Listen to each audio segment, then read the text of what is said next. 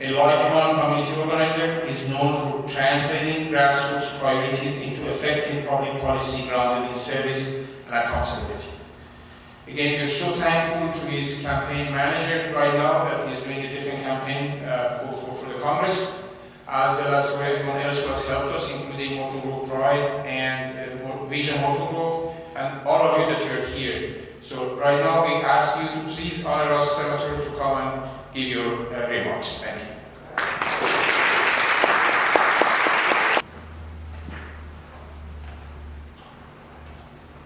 Good morning, everyone. Good morning. My name is Mike Simmons, and I serve as a state senator. And I just want to say thank you to Hamid and Azar and John Cole for this wonderful invitation today. I've been looking forward to being with you this morning and reflecting on Black History Month as Illinois' first openly LGBTQ member of the Illinois Senate. As the first Black person to represent my own Senate district, which is a very diverse community on the far north side of Chicago. What a joy to be here today in this beautiful space, the International Servant Leaders Museum. You know, I actually didn't know that this facility was here until a few months ago.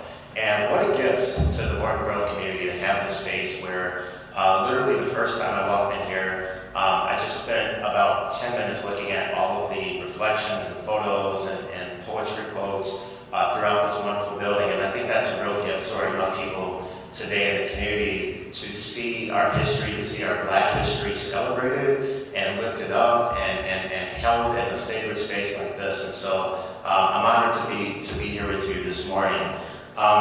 You know, a few words about my background. So I was actually born on the far north side of Chicago in the Lincoln Square community. And my family was the first Black family actually to move into that neighborhood. Talk about Black history. It was the early 1980s, and the Supreme Court had issued a decision in 1976, a landmark decision, which desegregated public housing in Chicago. And so my family was one of the very first families to move into new 3 flats that were built all across the north and northwest side of Chicago to integrate our communities. And what's interesting about that is literally my family was the very first family to move into the 3rd floor apartment in that building at Foster and Lincoln Avenue. And I was born 2 years later. And I was born to, my dad is an asylum seeker from Ethiopia. He had just got here, he barely spoke any English. When he met my mom, somehow they fell in love. And my mother had me at the age of 18. That was not in her plans. My mom wanted to be a lawyer. And how many moms do we have in the room today? By show of hands. You know moms give everything for their children, for the children they love. And my mom certainly put off all her dreams and her whole life so that she could raise me and my younger sister. And so, you know, I'm growing up in this 3 flat in an integrated neighborhood now, literally with my family being trailblazers, where they were not welcome. You know, I was not old enough to remember all this, but my mom told me stories about how when they moved into the neighborhood, people threw eggs at them. They threw eggs at my grandmother. She waited for the 92 Foster bus to go to work. People chased my mom and called her all types of misogynistic phrases. I'm so happy I never heard them because I would have probably not be here before you today. And you know, it was really heartbreaking to hear them talk about that. But by the time I was a teenager, the neighborhood had really started to change. And one of the things I have to say in reflection of Black History Month is that this is what Dr. King fought for. And this is what folks that live right here in the North Shore and northern suburbs of Chicago stood with Dr. King to fight for integrated housing. Did you all know that? There were people that were hitting the head with bricks in Marquette Park so that my family could grow up in a 3 flat in the Lincoln Square community. And what's so wonderful about that is that I am the state senator right now for the block where people threw eggs at my mother and chased my grandmother and got into fights with my uncles. I'm the state senator representing that community, and the racists are gone. And so,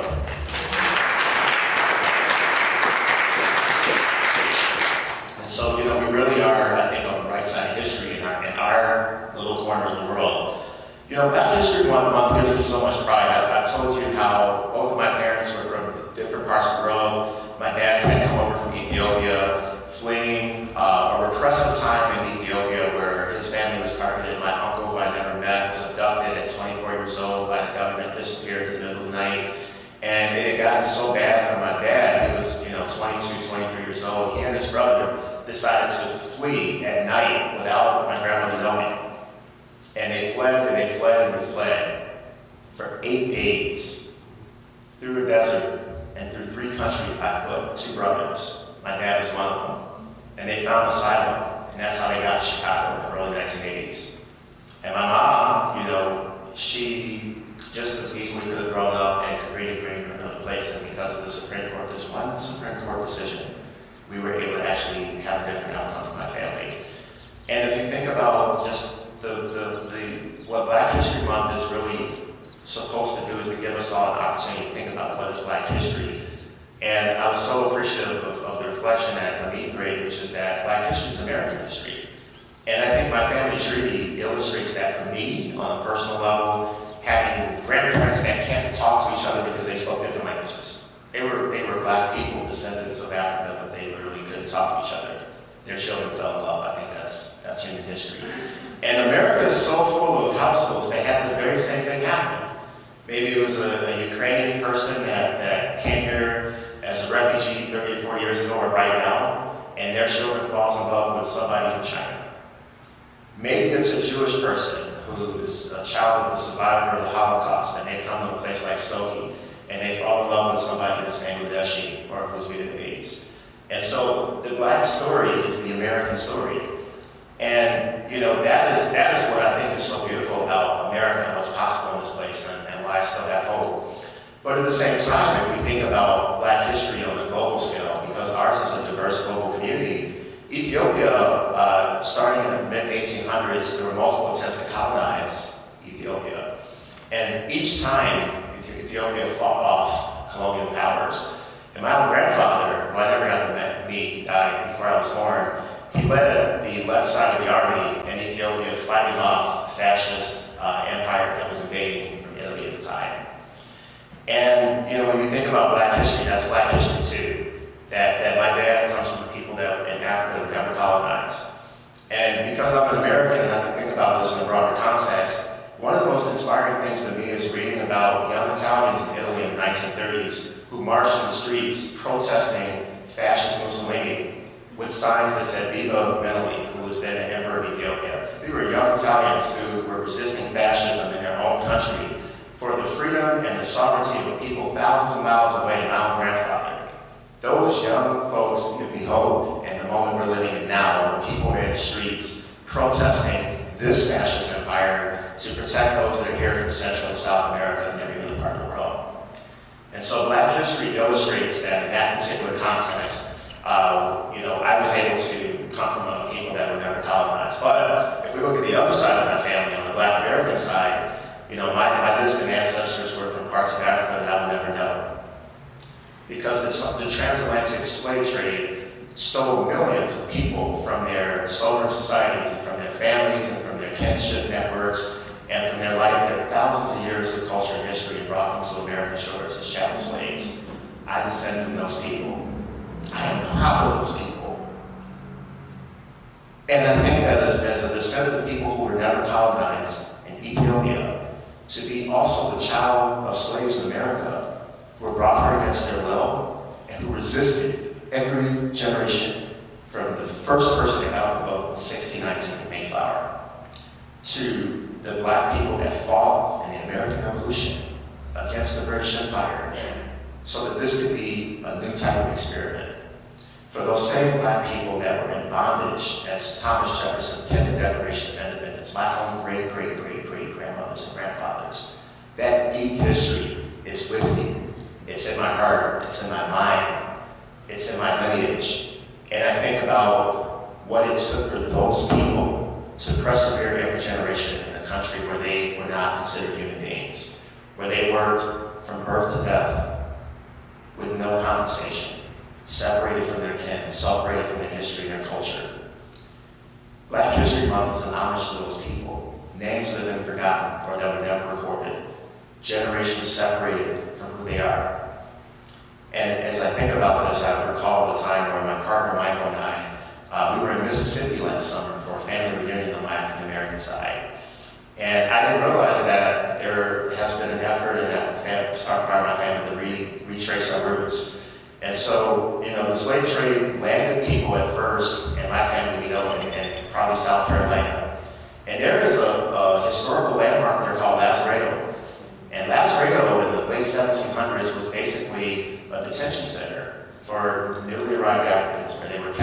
held until they can be sold.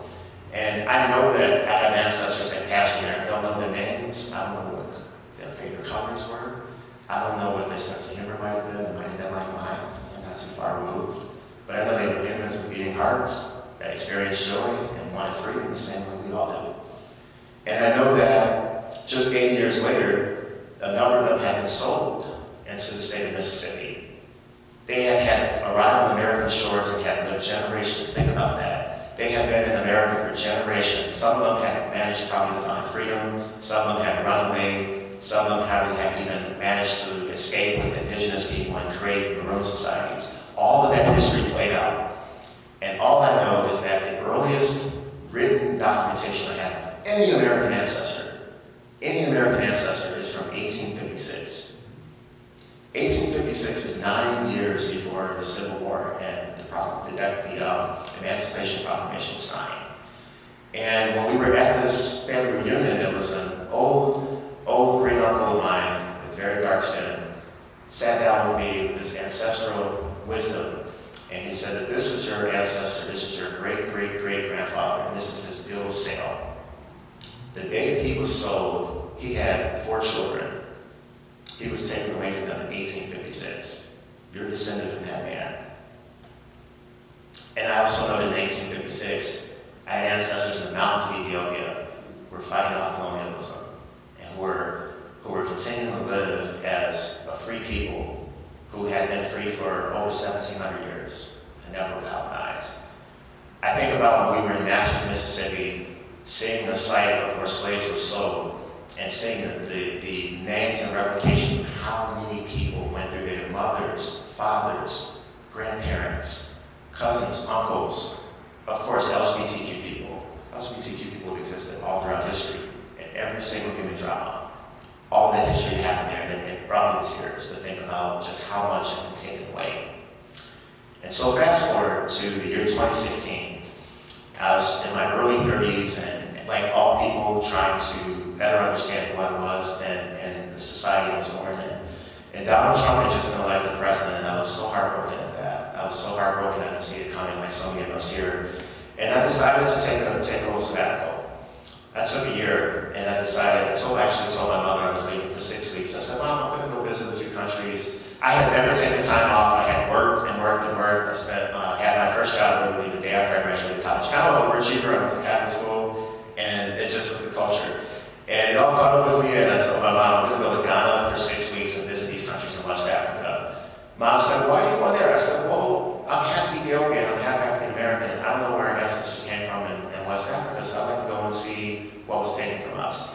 And would you believe that my mom was so protective and loving of me, like all moms, but she completely signed on to the trip. She thought it was a fabulous idea. And then, I'll just go on a tangent for a second. My mom is why I'm here today. The story I told you of what she endured as a young lady and the dream she put out, she wanted to be a lawyer. And instead she took the time to raise me and my sister. And then she got to herself. She opened a small business, she ran a salon, she went back to school. My mom's a firecracker. And she is no longer with us, but I think about her in this moment and how proud she would be of our community. And so I went to West Africa, and this 6-week trip turned into a year of discovery. I traveled by myself. I went to different countries. I introduced myself to people. I stayed in villages with people that didn't know me but took me in and tried to teach me the languages. I went to Ghana, I went to Togo, I went to Benin, I went to the Ivory Coast, I went to Senegal, I went to Mali, places that had ancient African empires that my people were part of and were taken from and were brought to the United States. What a special experience it was to be there and to be in community with those people and to experience the healing that needed to happen in 400 years of separation. And how interesting it was to rediscover some of the traits that were still with me, some of the cultural essence that has been passed down generation to generation through Black people who resist, who have joy despite the genocide and the Holocaust surrounding them throughout American history. And that's so inspiring to me. And so when I came back to America, I knew that I didn't want to leave America forever. I thought about it without Trump being in the White House. I thought about being an expat and living in another place. I know some of us here probably think about that sometimes. It's a hard time in this country. this is a really dark time. And my dad, he came here with hope as an immigrant. And I, as his son, he's so proud of me right now. My dad is still living. He's so proud of me. And he's so heartbroken at the fact that he left a repressive regime where government agents knocked on doors and took people and rounded people up in the streets and brutalized people the way they did in communities like Spokane, Portland, and Evanston just a few months ago during Operation Midway Blitz. But he's still hopeful because I'm still here. I'm still before you. I'm still serving in office and I'm unafraid. And that's all of our experience. That's the Black experience, but that's the human experience. And I'm so proud to be a manifestation of that and to underscore that is a key part of the Black experience. When I got back to the States, I still knew, even though I had seen so many African countries and had spent so many time with African people, that there was still something missing in America. And so several years later, ironically, after my mom passed away, my mom never really got to know her dad. I mean, she met him a couple of times. I've gotten to know him after she's passed away. And my mom always wanted me to connect with her dad and that side of the family. She never got to see it. But would you believe that I've gotten to connect with these people? I've gotten to visit where in the Deep South they came from. They came from Mississippi as great migrants. My great uncle James, his name is James. He was a big, tall, 6'4", very dark-skinned man. And he, in Mississippi about 100 years ago, he's very charismatic, outspoken. I might get that outspoken gene from him. And they were at like a pool shop late one night in rural Mississippi, playing cards, maybe having some beer, staying out late. And they started dancing. Dancing and music is a big part of the Black experience, the human experience. And some white folks came along and said, hey, y'all allowed, go home. And in Jim Crow South, when the tyrannical government told you where to be, you have to be there, or you could end up dead.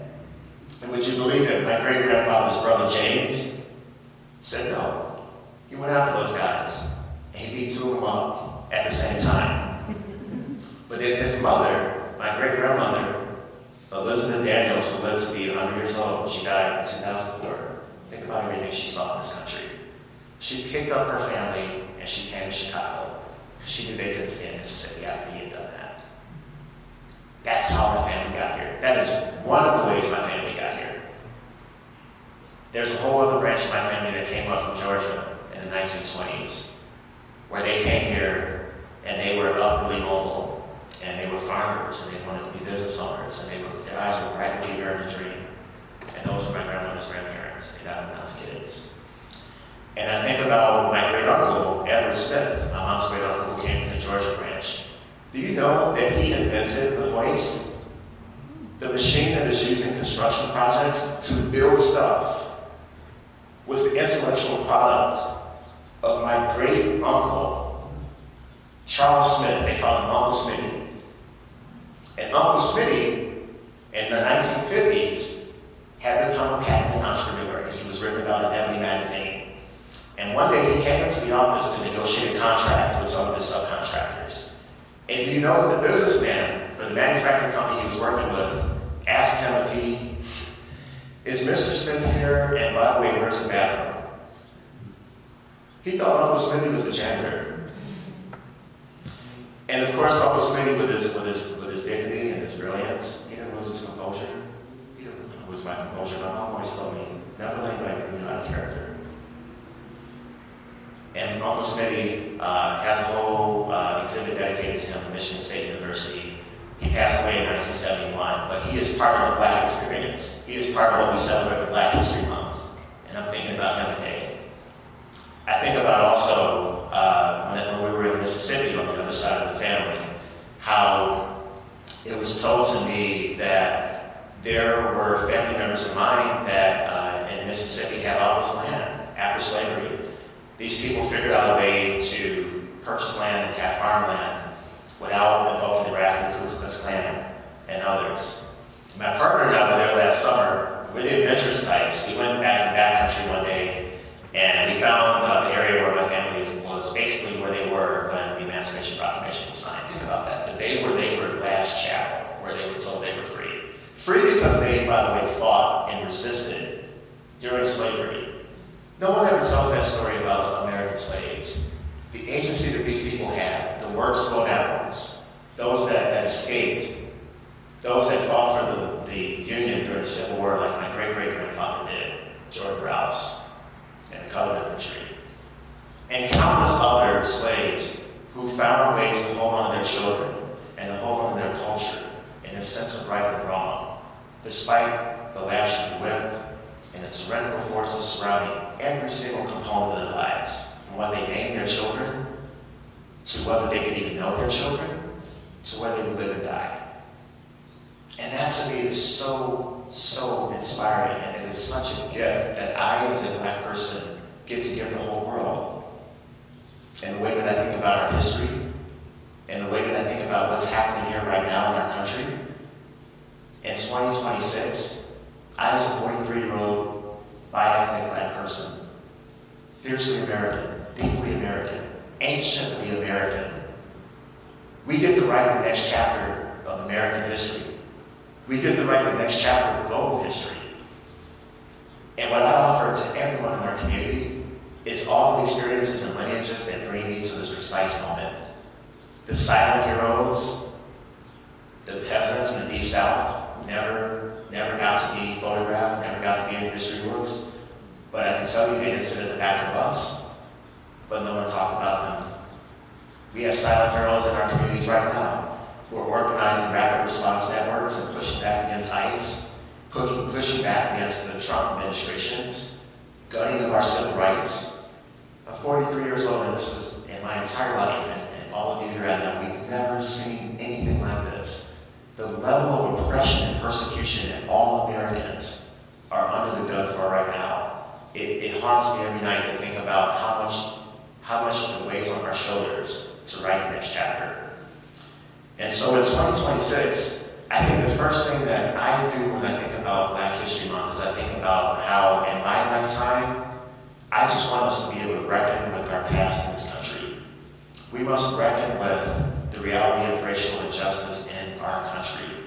We must reckon with the stubbornly predictable data points that show that Black communities routinely get the worst health care, get the worst housing, get the worst treatment and compensation for our labor. They get the worst outcomes in terms of overall indicators of wellness. I'm ready to disrupt that chapter.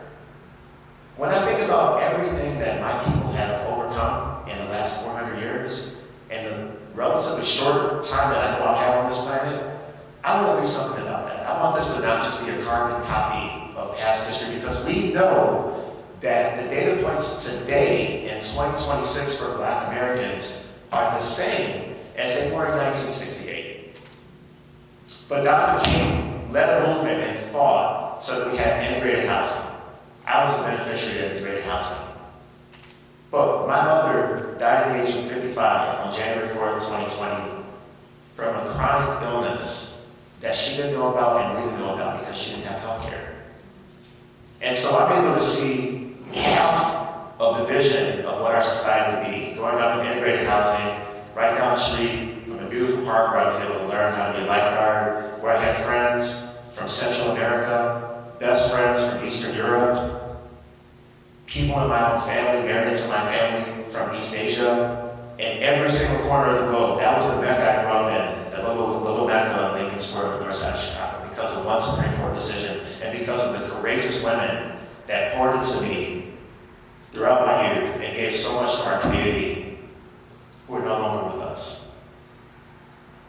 And so I think about how it's so important to continue to name racial injustice. Black history tells us everything we need to know about American history. And ours is the generation that can disrupt the predictable cycles where in 1968, housing insecurity and unemployment and healthcare outcomes was identical to where it is in 2026. And so we have a lot of work to do. We have a lot to celebrate. It's an unfinished dream. I really believe that. That's where we are right now in our country. And in 2026, we have more to build off of than we did in 1968. Because let me tell you, in 1965, the Congress passed the Civil Rights Act. The Civil Rights Act basically ended Jim Crow in the Deep South, which affected some of my family members. Most of them had gotten the heck out of there by then. But it got rid of the formal Jim Crow regime. But it also opened up our immigration laws so that my Ethiopian father could even come to this country, because he wouldn't have been allowed to come here before 1965. He was literally not even allowed into the country. And so many folks in places like Ward Grove would not have been here before 1965. Those that come from our South Asian communities and East Asian communities, those that come from, even from Eastern Europe and Southern Europe at times were embargoed or held out of being immigrants into our country. There was a Chinese Exclusion Act in 1924 that excluded a whole billion people from ever coming to the United States. And so 1968 was the last bite of the apple. We have another bite of the apple now with people from every part of the world now, at a time in history where the Trump administration is trying to limit who can come to this country and take us back to 100 years ago where you can only come from North or Northwest Europe. And so we really, I think, it benefits our community to reflect on the Black history experience that has been the American experience, and to think about our communities. Think about what you see every day. Think about what you know in your heart. Think about what I've shared with you today. And reflect for yourself on what the next 50 years should be in this country. And then as a state senator, I want to empower you all to understand that everyone in this room can write that chapter. It's up to us. Margaret Mead once said that never underestimate the power of 3 citizens in one space who are thinking about how to make the world a better place. And when I think about a community like Ward Grove, just such a wonderful community with so much open space and green space, and wonderful neighbors and great small businesses and great restaurants, people from all over the world. That's the envy of the world. This is why we all came here. This is why my ancestors came up from the Deep South. That's why my dad came to America. That's why so many people in our neighborhood, in our suburbs have come here to live in peace, to buy their first home, to send their kids to a good school, to have good health care, to marry who they want, and to live in peace. Book banning was not a thing 10 years ago, 15 years ago when I was a kid. When I was growing up as an LGBTQ youth being bullied in our local schools, I had to go into a library and sit down and read books by James Baldwin and Audre Lorde and Harvey Milk, one of the first openly gay politicians in our country. And that's the only reason I came through it. Because I went to a Catholic high school, and everything I heard about who I was would have driven me to have a different outcome than what you see before you today. And so that is what we have to fight for right now. I believe in that. I believe in a free society.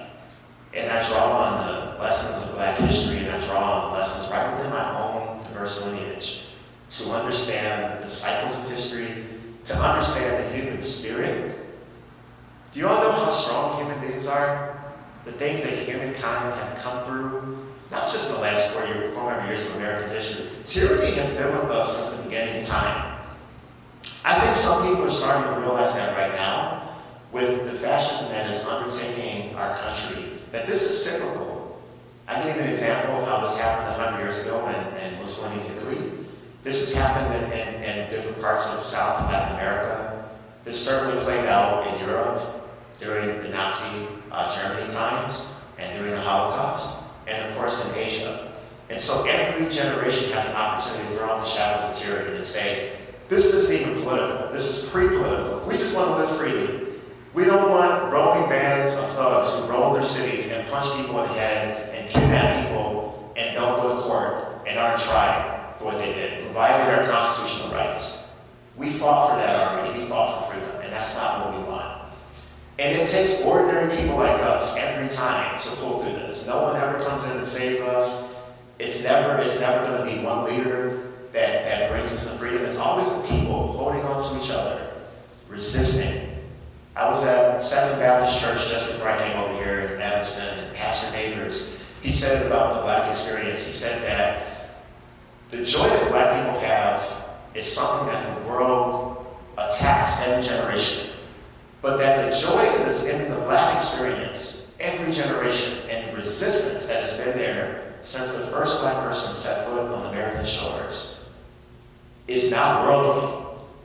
It comes from our spirit, it comes from our soul, and if you believe in a higher power as I do, it comes from there. And that is something that the world cannot take from us. And so on this Black History Month, I am so proud to be before you as the first Black person to represent the 7th District in the Illinois Senate, where I fight not just for Black people, but for all people, where I speak out against hatred, against anti-Semitism, against Islamophobia, against reckless foreign policy that's taking us into forever wars in Venezuela and Iran and other parts of the world, and where I have been a moral voice against humanitarian catastrophes all across the world, including in Gaza. And that is the work of our generation. It is the work of our generation to continue to talk about racial injustice and those stubborn data. And it is the work of our generation to enjoy the benefits and the gifts of freedom that all of our ancestors fought for, and to make sure that it is there for the next generation. The next generation of kiddos are counting on me, they're counting on you to grow up in a society where books are not banned and where they can walk down the street and be exactly who they are and not be bullied or attacked by a security guard the way I was as an 11-year-old. And I believe in that. That's what gets me out of bed every day. It's what puts a smile on my face. It's why I read every day. It's why I express random acts of kindness to people all throughout the community. And I think that is ultimately the thing that will get us to the next chapter. And I'm so proud that I come from people that have walked that walk and have shown that example at every stage of American history. I thank you all so much for giving me the time and space with you today to reflect on Black History Month. I want to make sure that you have an opportunity to stay connected with me. I'm going to stay here with you after this, but my website is mikesimmons.org. Read up more about me there. I'd like to see you more in the future, and of course, I will see you around the community of Warren Grove and other places. So thank you so much, everybody. Thank you.